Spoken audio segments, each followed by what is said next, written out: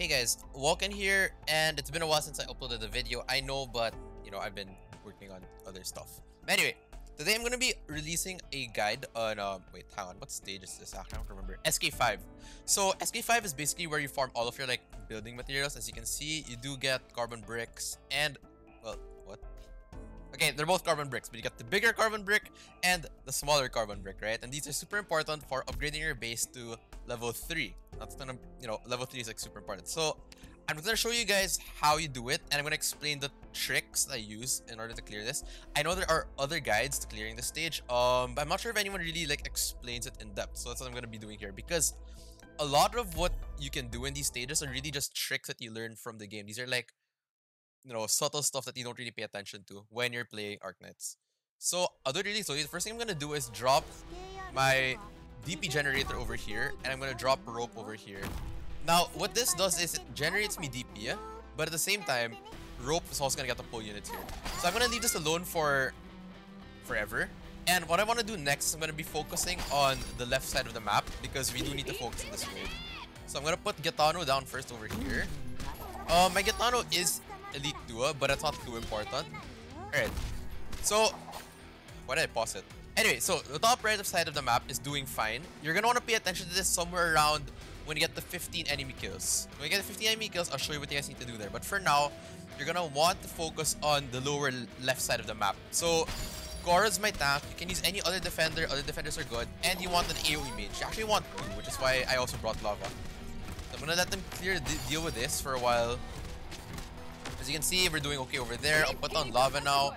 You do want to put your casters down early, because you want to have their abilities up when you need them.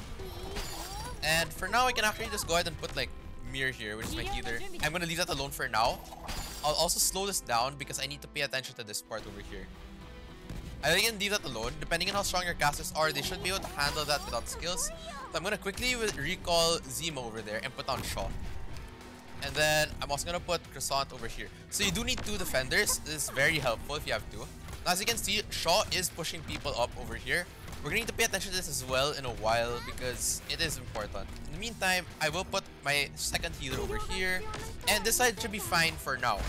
Now, we're gonna pay attention back up again at the upper right side of the map, because as you can see, the left side's okay, right? The AoE casters are dealing with it. Gora can tank it, it's fine. Now, this is important, super important. As you can see, there's a spider here and then the soldier, right? But what you're gonna want to do is, because you want rope, you want full mileage out of this. You're gonna let Shaw push that up, and now there's only gonna be a spider. So rope's gonna pull that in, and we're good. Now, you can leave this side of the map okay now. The right side is fine. This area is okay for now. We're gonna look at the left side again. So now you have the gigantic axe guy, and right behind him is the sword guy.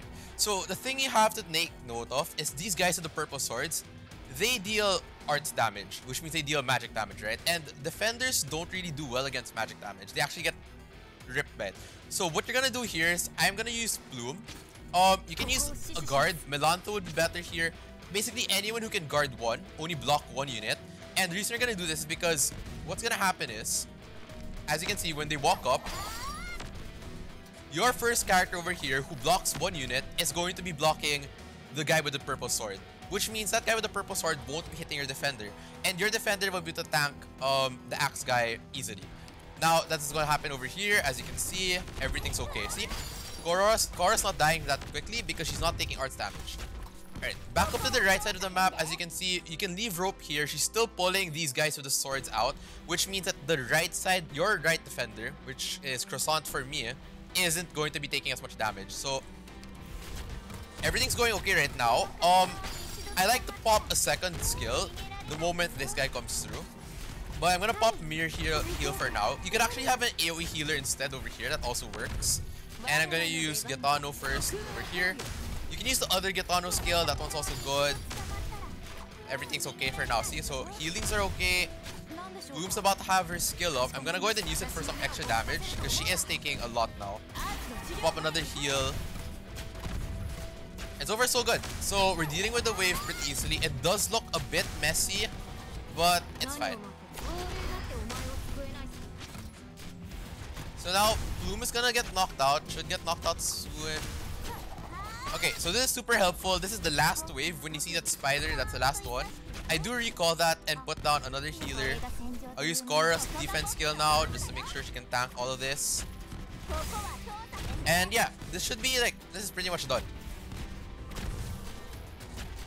Now, if any of your units do die here, like Bloom might die, then you can just quickly replace her with one of your other units. Your Vanguard should be up by now. I also have a Mia for extra damage if I want it. Yeah.